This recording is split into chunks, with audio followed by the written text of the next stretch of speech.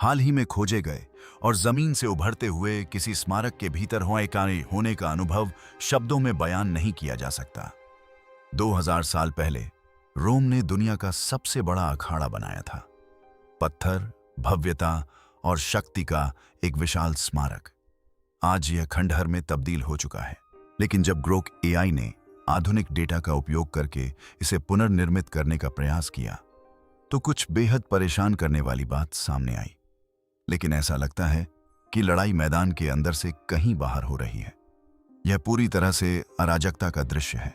इस संरचना के भीतर प्राचीन रोमन सभ्यता से कहीं अधिक ज्ञान के अंश छिपे हुए थे, ऐसे रहस्य जिन्हें वे कभी किसी को दिखाना नहीं चाहते थे। यह अपने समय से कहीं अधिक उन्नत निर्माण था। ग्रोक एआई आज उपलब्ध सबसे उन्नत कृत्रिम बुद्धिमत्ता प्रणालियों में से एक है। यह विशाल डेटा परतों, लिडार स्कैन, ड्रोन इमेजरी, पुरातात्विक मानचित्रों और सैकड़ों रोमन संरचनाओं के अभिलेखों के साथ एक साथ काम करता है। इस बुद्धिमत्ता को कोलोसियम पर लागू करने से दुनिया अंततः इस स्मारक को उसके वास्तविक स्वरूप में देख सकेगी। एक असाधारण, पूर्णतः कार्यशील मशीन जिसे एक एकल संयोजी प्रणाली के रूप में संचालित करने के लिए डिजाइन किया गया था। लेकिन इससे पहले कि कृत्रिम बुद्धिमत्ता खोई हुई चीजों का खुलासा करे, यह समझना जरूरी है कि कोलोसियम मूल रूप से क्या था। अधिकांश प्राचीन विवरण कोलोसियम को शोर और हिंसा के स्थान के रूप में वर्णित करते हैं, जहां जानवरों के नकली शिकार मनुष्यों और जानवरों दोनों को उनकी सीमाओं तक धकेलते थे, जहां प्रसिद्ध और घातक लड़ाइयों का नाटकीय रूप से मंचन किया जाता था, और जमकुआटाईहियस जहां हजारों लोगों की आंखों के सामने बड़े पैमाने पर फांसी दी जाती थी। लेकिन उन लेखकों ने जो बात पूरी तरह से नहीं समझाई या शायद कभी समझ ही नहीं पाए, वह थी इसके पीछे का गहरा रहस्य। लगभग 2000 साल पहले एक सभ्यता ने एक ऐसी संरचना का निर्माण कैसे किया जो आधुनिक स्टेडियम के आकार की भीड़ को संभालने में सक्षम थी। संख्याएं ही इतिहासकारों को आज भी आश्चर्यचकित करती हैं। जब यह बनकर तैयार हुआ तो कोलोसियम में अनुमानित 50,000 से 80,000 दर्शक बैठ सकते थे। उस दौर के किसी भी अन्य एम्फीथिएटर की क्षमता इसके आसपास भी नहीं थी। दर्शक इतनी तेजी से प्रवेश कर सकते थे, अपनी सीटों पर बैठ सकते थे, खाना खरीद सकते थे, शो देख सकते थे और फिर बाहर निकल सकते थे, जिसकी बराबरी करना बाद के कई स्टेडियमों के लिए भी मुश्किल हो गया। लेकिन कोलोसियम को और भी अधिक प्रभावशाली बनाने वाली बात यह है कि इसकी योजना कितनी सुनियोजित तरीके से बनाई गई थी। हर गलियारा, चबूतरा और प्रतीक्षा कक्ष किसी न किसी कार्य के लिए समर्पित था, न केवल कलाकारों के लिए बल्कि उन हजारों कर्मचारियों के लिए भी जो पर्दे के पीछे रहकर शो को संभव बनाते थे। फिर भी कोलोसियम केवल मनोरंजन का स्थान नहीं था। इसकी बनावट में एक गहरा राजनीतिक संदेश छिपा था। यह एक चेतावनी थी जो इसके सामने खड़े हर आगंतुक को विचलित कर देती थी। यह इस बात का स्मरण दिलाता था कि रोम के पास अपने आसपास की दुनिया को आकार देने के लिए संसाधन, जनशक्ति और संगठनात्मक शक्ति थी। इसका अंडाकार आकार, इसकी सटीक ज्यामिति और इसका विशाल आधार स्थिरता और नियंत्रण की प्रत्यक्ष घोषणा थी। इसमें कुछ भी संयोगवश नहीं था। इसकी मेहराबों का पैटर्न, जो बाहरी दीवारों पर पूर्ण लय में दोहराया गया था, रोम की अपनी इंजीनियरिंग परंपराओं में विश्वास का प्रमाण था। कोलोसियम के सबसे नवीन पहलुओं में से एक भीड़ की आवाजाही का इसका तरीका था। संरचना में 80 प्रवेश और निकास द्वार थे। दर्शक इन रास्तों से इतनी कुशलता से अंदर बाहर आ जा सकते थे कि आधुनिक वास्तुकार ऐतिहासिक भीड़ प्रबंधन का अध्ययन करते समय अक्सर कोलोसियम का उदाहरण देते हैं। यह प्रणाली स्पष्ट और नियंत्रित थी। एक व्यक्ति का टिकट उसे एक विशिष्ट सीढ़ी, एक विशिष्ट गलियारे और अंत में उसकी सामाजिक स्थिति के अनुसार निर्धारित बैठने की जगह तक ले जाता था। छतमें ले जाता था। सीनेटर अखाड़े के सबसे करीब बैठे थे। उसके बाद घुड़सवारी वर्ग के छात्र बैठे थे। आम पुरुष नागरिकों को ऊपरी स्तरों पर रखा गया था। महिलाओं को उनसे भी ऊपर रखा गया था और गुलामों को सबसे ऊपरी दीर्घाओं में रखा गया था। यह इमारत स्वयं रोमन पदानुक्रम का एक नक्शा थी और हर आगंतुक इसे एक नज़र में समझ सकता था। रोमनों ने कोलोसियम के लिए अपनी सबसे उन्नत मंच तकनीक का इस्तेमाल किया था। इसके अखाड़े के फर्श में दर्जनों गुप्त दरवाजे थे और उनके नीचे पिंजरों, रैंप, पुली और लिफ्टों की एक छिपी हुई दुनिया फैली हुई थी। इस भूमिगत भूलभुलैया से कर्मचारी जानवरों, प्रॉप्स और कलाकारों को सुचारू और नियंत्रित गति से अखाड़े में ऊपर भेज सकते थे। इस नवाचार की शुरुआत सम्राट वेस्पासियन के शासनकाल में लगभग 70 ईस्वी में हुई थी। उन्होंने इसे रोमन जनता को उपहार स्वरूप दिया और नीरो के शासनकाल की अराजकता के बाद जनता का विश्वास बहाल करने के उद्देश्य से बनवाया। इस स्मारक का स्थान भी एक संदेश देता था। नीरो ने कभी यहां अपने विशाल महल परिसर के हिस्से के रूप में एक निजी झील बनवाई थी। इसे सुखाकर और उसके स्थान पर एक सार्वजनिक प्रांगण बनाकर वेस्पासियन ने अपना संदेश स्पष्ट कर दिया। यह भूमि अब सम्राट का खेल का मैदान नहीं रही, यह रोम की संपत्ति बन गई। वेस्पासियन की मृत्यु के बाद उनके पुत्र टाइटस ने कार्य जारी रखा। उन्होंने परियोजना को पूरा किया और 80 ईस्वी में 100 दिनों के खेलों के साथ इसका उद्घाटन किया। इसके निर्माण में बहुत बड़ा योगदान था। हजारों गुलाम मजदूरों के साथ साथ वेतनभोगी कारीगरों, इंजीनियरों और शिल्पकारों ने भी इसमें भाग लिया। उन्होंने मजबूती, वजन और निर्माण की गति को ध्यान में रखते हुए विभिन्न प्रकार की सामग्रियों का उपयोग किया। रोमन कंक्रीट, जिसे ओपस सीमेंटिकियम के नाम से जाना जाता था, ने निर्माणकर्ताओं को असाधारण मजबूती के साथ मेहराब, नींव और दीवारें बनाने में सक्षम बनाया। ट्रेवर्टीन चूना पत्थर से बाहरी आवरण और बैठने की मुख्य परतें बनाई गई थीं। टफ नामक हल्के ज्वालामुखीय पत्थर से भीतरी दीवारें बनाई गईं, जहां अधिक भार से तनाव उत्पन्न हो सकता था। ईंटों से ढके कंक्रीट से गलियारे और सहायक संरचनाएं बनाई गईं। लोहे के क्लैंप से बड़े बड़े पत्थर के ब्लॉक आपस में जुड़े रहे, जबकि संगमरमर से प्रवेश द्वारों को सजाया गया और रोम के कुलीन वर्ग के लिए आरक्षित सीटों को भी संगमरमर से सजाया गया। रोमनों ने संरचना में भार को समान रूप से वितरित करने के लिए मेहराबों और गुंबदों का भी उपयोग किया, जिससे इसे एक साथ हजारों लोगों का भार वहन करने की शक्ति मिली। उन्होंने मॉड्यूलर दृष्टिकोण अपनाया, परियोजना को दोहराए जाने योग्य इकाइयों में विभाजित किया ताकि विभिन्न टीमें एक ही समय में कई भागों पर काम कर सकें। इतने विशाल ढांचे का मात्र 8 से 10 वर्षों में पूरा हो जाना आज भी आश्चर्यजनक है। तैयार ढांचा उतना ही व्यावहारिक था। बाहरी दीवार 4 स्तरों में बनी थी। प्रत्येक स्तर पर एक अलग शास्त्रीय शैली का प्रयोग किया गया था। डोरिक, आयोनिक और सबसे ऊपर कोरिंथियन। इनके ऊपर वेलारियम नामक एक विशाल खुलने बंद होने वाला चंदवा बैठने की जगह के कुछ हिस्सों पर फैला हुआ था। इसे रोमन बेड़े के अनुभवी नाविकों द्वारा संचालित किया जाता था और यह लंबे आयोजनों के दौरान छाया प्रदान करता था। लेकिन अपने व्यापक प्रभाव के बावजूद आज का कोलोसियम अपने मूल स्वरूप का एक छोटा सा हिस्सा मात्र है। लेकिन अगर कोलोसियम का इतना बड़ा हिस्सा गायब हो चुका है, तो हम इसके मूल स्वरूप को समझने के कितने करीब पहुंच सकते हैं? क्या कृत्रिम बुद्धिमत्ता आखिरकार उन विवरणों को उजागर कर सकती है जो लगभग 2000 वर्षों से गुम हैं? कोलोसियम के गायब हिस्से। 5वीं और 14वीं शताब्दी के बीच रोम में आए भूकंपों की एक श्रृंखला के बाद कोलोसियम की दक्षिणी बाहरी दीवार का एक बड़ा हिस्सा ढह गया। 847 में और 1339 में आए 2 भूकंपों ने सबसे अधिक क्षति पहुंचाई। 1339 का भूकंप सबसे भीषण था, जिसने पत्थर के बड़े बड़े हिस्से तोड़ दिए और अंदरूनी भाग को उजागर कर दिया। इन स्पष्ट दरारों के बावजूद कोलोसियम ने तनाव को कैसे सहन किया, यह आज भी एक रहस्य बना हुआ है।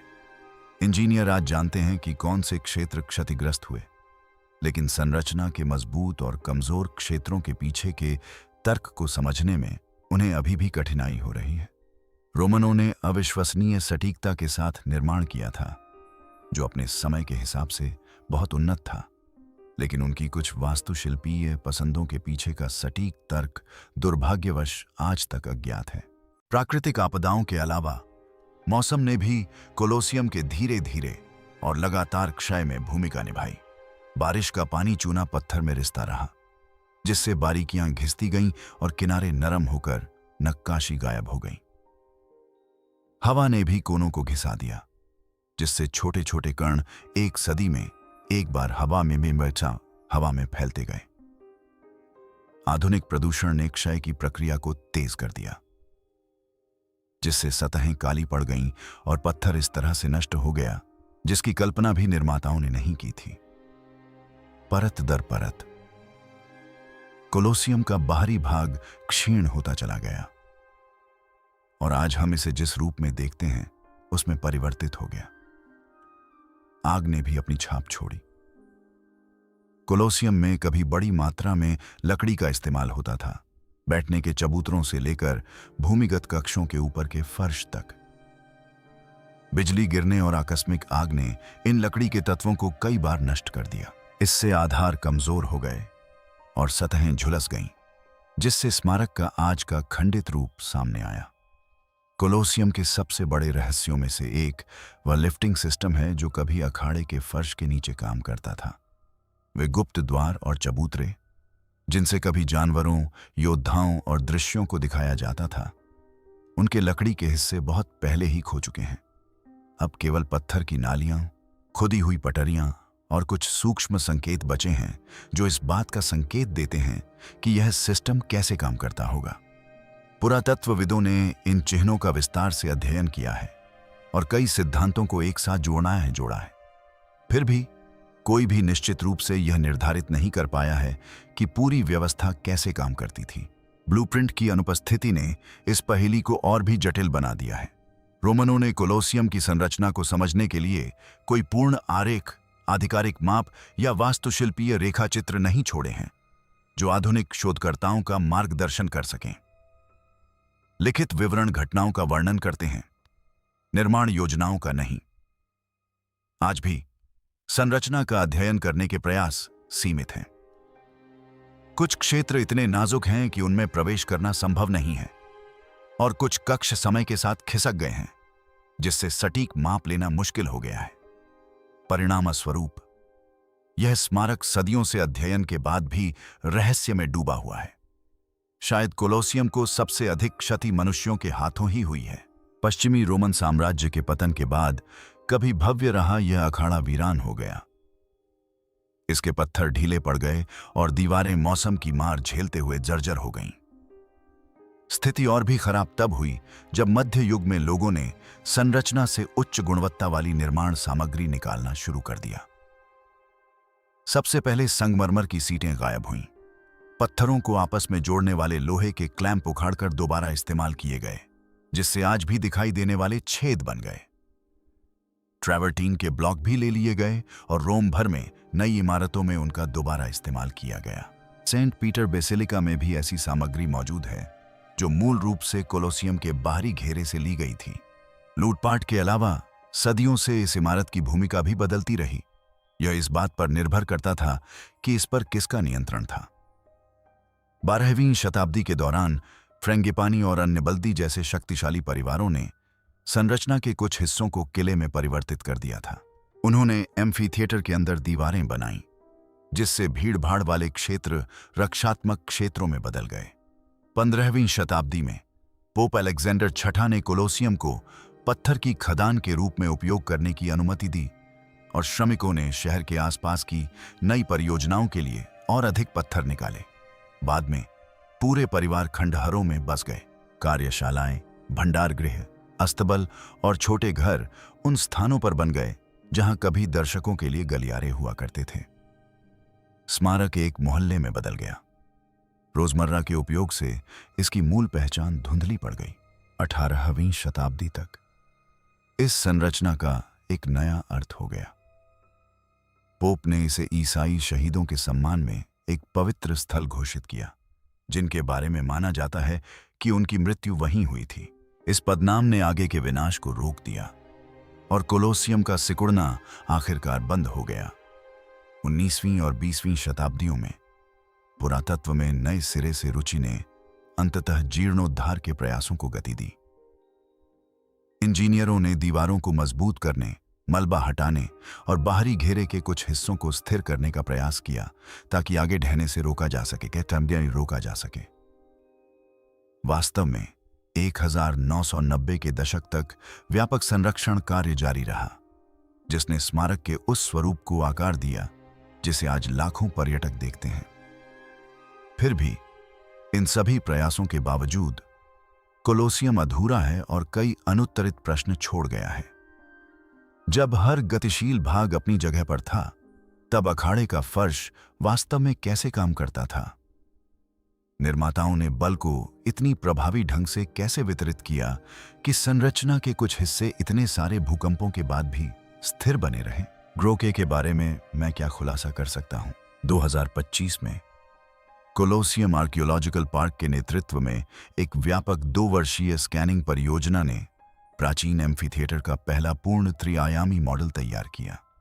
हेरिटेज बिल्डिंग इंफॉर्मेशन मॉडलिंग का उपयोग करते हुए टीम ने एक एकल, अद्यतन करने योग्य डेटाबेस बनाया जो ज्यामिति, सामग्री और संरचनात्मक जानकारी को एकीकृत करता है। यह डिजिटल प्रणाली शोधकर्ताओं को एक एकीकृत वातावरण में स्मारक को मापने, निगरानी करने और विश्लेषण करने की अनुमति देती है, जिससे इसके आकार, स्थिति और समय के साथ होने वाले बदलावों की विस्तृत जानकारी मिलती है। विशेषज्ञ अंततः दरारों के बढ़ने पर नजर रख सकते हैं और तुलना कर सकते हैं कि मौसम के प्रति विभिन्न खंड कैसे प्रतिक्रिया करते हैं। वे जीर्णोद्धार कार्य की योजना भी पहले की तुलना में कहीं अधिक सटीकता के साथ बना सकते हैं। और ग्रोक सहित किसी भी उन्नत कृत्रिम बुद्धिमत्ता AI के लिए यह मॉडल एक आधार है।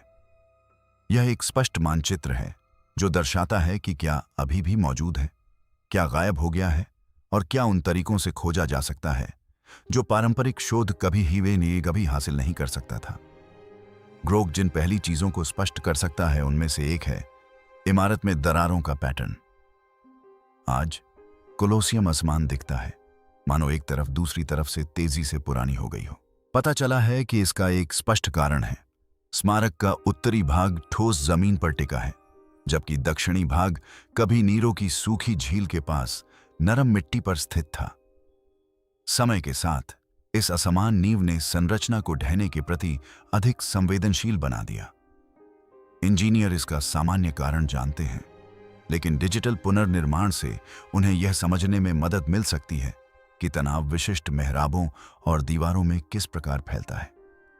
यह जानकारी आधुनिक संरक्षण में सहायक हो सकती है, जिससे विशेषज्ञ नाजुक क्षेत्रों को पहले से कहीं अधिक सटीकता के साथ मजबूत कर सकेंगे। डिजिटल मॉडल से जो सबसे महत्वपूर्ण बदलाव आ सकता है उनमें से एक है हाइपोजियम। यह भूमिगत प्रणाली कभी अखाड़े में होने वाली हर गतिविधि को नियंत्रित करती थी। ग्रोक इसके बचे हुए खांचों और जुड़ाव बिंदुओं का अध्ययन कर सकता है और फिर उनकी तुलना रोमन काल की अन्य समान प्रणालियों से कर सकता है। इस जानकारी के आधार पर शायद लिफ्ट, ट्रैपडोर और पुली सिस्टम के कार्यशील सिमुलेशन तैयार किए जा सकते हैं। इंजीनियर इनका उपयोग संग्रहालयों या अनुसंधान केंद्रों के लिए भौतिक प्रतिकृतियां बनाने में कर सकते हैं, जिससे यह पता चलेगा कि कलाकार और जानवर किस प्रकार सुचारू रूप से अखाड़े में प्रवेश करते थे। डिजिटल पुनर्निर्माण के लिए एक और महत्वपूर्ण क्षेत्र है वेलारियम। वह विशाल चंदवा जो कभी हजारों लोगों को छाया प्रदान करता था। यह प्रणाली आज तक कैसे सुचारू रूप से काम करती थी, यह एक रहस्य बना हुआ है। ग्रोक हवा की दिशा, लंगर बिंदुओं और भार वितरण का मानचित्रण करके चंदवा को एक कार्यशील संरचना के रूप में पुनः निर्मित कर सकता है। लेकिन एक लुप्त हो चुकी विशेषता को पुनर्जीवित करने के अलावा इस प्रकार के कार्य का आधुनिक महत्व भी है। खुले स्टेडियमों का अध्ययन करने वाले इंजीनियर पहली शताब्दी के उस समाधान से सीख सकते हैं जो मशीनरी या बिजली के बिना गर्मी और वायु प्रवाह चाह को नियंत्रित करता था। भीड़ की हलचल एक और ऐसा क्षेत्र है जहां AI केवल वर्णन करने से कहीं अधिक कर सकता है। कोलोसियम के गलियारों को स्कैन और मापकर ग्रोक ने यह अनुकरण किया कि 50,000 से अधिक लोग कैसे अंदर आते, बाहर जाते और अंदर घूमते थे। आधुनिक स्टेडियम योजनाकार रोमन यातायात प्रवाह की तुलना वर्तमान प्रणालियों से कर सकते हैं और यह अध्ययन कर सकते हैं कि कुछ प्राचीन विधियां आज भी समकालीन विधियों से बेहतर क्यों हैं। कोलोसियम का शायद सबसे उपेक्षित पहलू इसकी ध्वनि है। खुले मैदान में आधुनिक तकनीक के बिना भी आवाजें, संगीत और भीड़ का शोर गूंजता था, जो हर आयोजन के माहौल को आकार देता था। ग्रोक दीवारों की वक्रता, बैठने की व्यवस्था में प्रयुक्त सामग्री और मूल फर्श की ऊंचाई का अध्ययन करके ध्वनि संचरण की प्रक्रिया का अनुकरण कर सकते थे। इस मॉडल की सहायता से इतिहासकार प्राचीन रोम के ध्वनि वातावरण को समझ सके। वहीं आधुनिक ध्वनि विज्ञानी प्रतिध्वनि और प्रवर्धन की समस्याओं के समाधान का अध्ययन कर सकते थे। अधिकांश आगंतुकों को कोलोसियम केवल पत्थरों से बना हुआ दिखाई देता है, लेकिन सच्चाई यह है कि इस स्मारक पर कभी रंग, सजावट और बनावट हुआ करते थे, जो आज भी रहस्य बने हुए हैं। ग्रोक ने रंग विश्लेषण, ऐतिहासिक संदर्भों और अन्य रोमन स्थलों से तुलना करके इमारत के मूल स्वरूप को पुनर्निर्मित किया है। संग्रहालय इन मॉडलों का उपयोग प्रदर्शनियों में कर सकते हैं, जिससे लोग कोलोसियम के उस रूप में प्रवेश कर सकेंगे जो रोमवासियों द्वारा देखे गए वास्तविक स्वरूप के अधिक करीब होगा। यहां तक कि इमारत की निर्माण सामग्री भी कई सवाल खड़े करती है। रोमन कंक्रीट आधुनिक कंक्रीट से अलग तरह से व्यवहार करता है।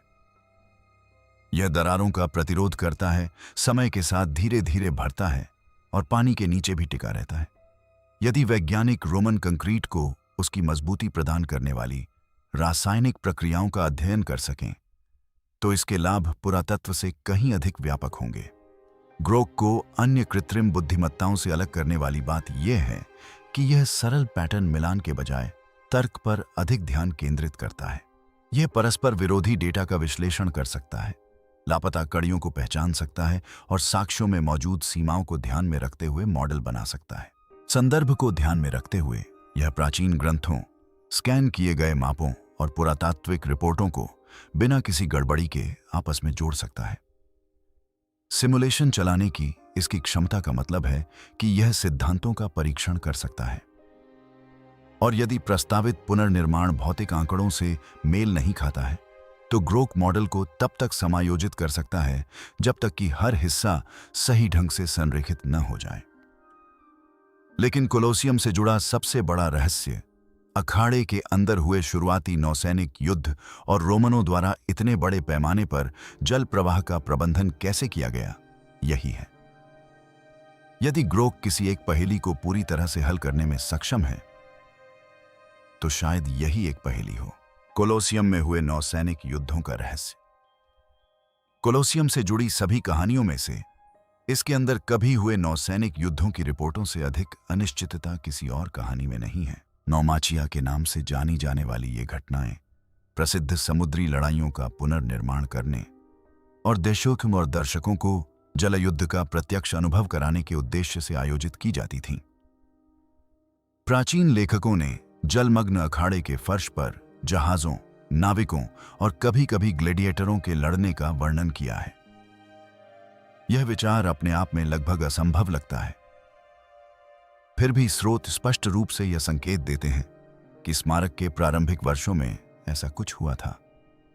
ये लड़ाइयां रोजमर्रा के तमाशे नहीं थीं, ये उत्सवों का हिस्सा थीं, जिनका उद्देश्य रोम की इंजीनियरिंग शक्ति का प्रदर्शन करना था। एक ऐसे शहर में जो पहले से ही जलमार्गों, फव्वारों और विशाल सार्वजनिक निर्माणों के लिए प्रसिद्ध था, एक एम्फी थिएटर को पानी से भर देना प्रकृति पर नियंत्रण प्रदर्शित करने का एक और तरीका होता।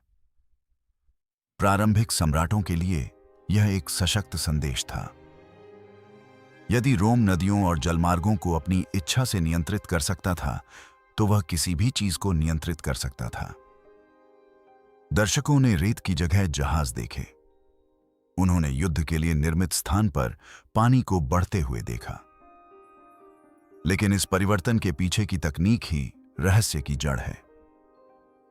अखाड़े में पानी भरने के लिए इंजीनियरों को पास के जलमार्गों से पानी की निरंतर आपूर्ति की आवश्यकता थी। कोलोसियम रोम के केंद्रीय जल नेटवर्क के निकट स्थित था और यह संभव है कि विशिष्ट आयोजनों के दौरान जलमार्गों को संरचना में मोड़ा जाता था।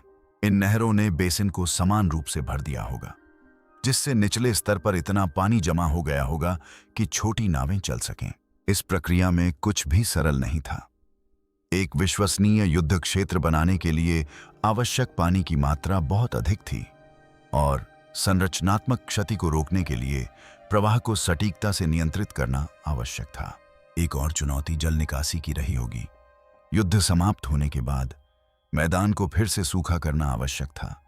विद्वानों का मानना है कि भूमिगत सुरंगों के एक जाल के माध्यम से पानी को बहाकर संभवतः टाइबर नदी की ओर वापस ले जाया जाता था। ये नहरें पंपों के बजाय गुरुत्वाकर्षण पर निर्भर थीं, जिसका अर्थ है कि यह प्रक्रिया धीमी रही होगी, जिसमें कई घंटे या दिन भी लग सकते थे।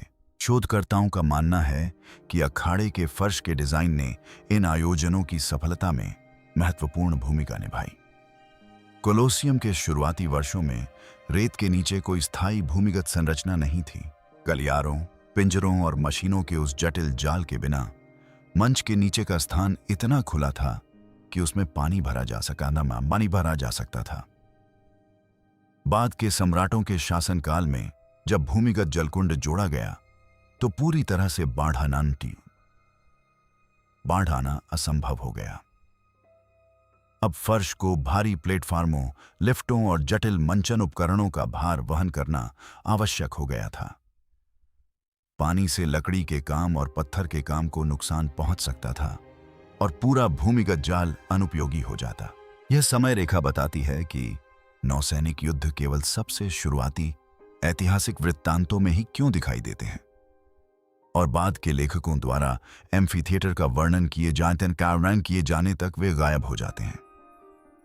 विद्वानों का अब मानना है कि नौमाचिया संभवतः पहली शताब्दी के उत्तरार्ध में केवल 1 या 2 बार ही हुए थे। संभवतः ये दुर्लभ घटनाएं उद्घाटन समारोहों और बड़े उत्सवों के दौरान होती थीं। शोधकर्ताओं का यह भी मानना है कि पूरे आकार के युद्धपोत अखाड़े के अंदर समा नहीं पाते। प्राचीन लेखों में वर्णित पोत छोटे रहे होंगे, शायद रोमन जहाजों के छोटे संस्करण जो विशेष रूप से प्रदर्शन के लिए बनाए गए थे। वे प्रशिक्षित सैनिकों को ले जाने और समुद्री संघर्ष का आभास कराने के लिए पर्याप्त बड़े थे, लेकिन सीमित स्थान में पैंतरेबाजी करने के लिए पर्याप्त छोटे भी थे। बचे हुए विवरणों के बावजूद इन घटनाओं के बारे में बहुत कुछ अनिश्चित है। बड़े पैमाने पर बाढ़ के पुरातात्विक प्रमाण सीमित हैं। आज जो भूमिगत जलकुंड मौजूद है वह उस भूमि को ढकता है जहां कभी प्रारंभिक बेसिन हुआ करता था, जिससे मूल जलमार्गों का पता लगाना मुश्किल हो जाता है। जो बचा है वह संकेत हैं, खुदी हुई नालियां, प्रारंभिक फर्श के निशान और लिखित विवरण जो अखाड़े में पानी फैलने का वर्णन करते हैं। यदि आपको यह वीडियो पसंद आया तो अपनी स्क्रीन पर वीडियो पर क्लिक करना न भूलें। देखने के लिए धन्यवाद। अगले वीडियो में मिलते हैं।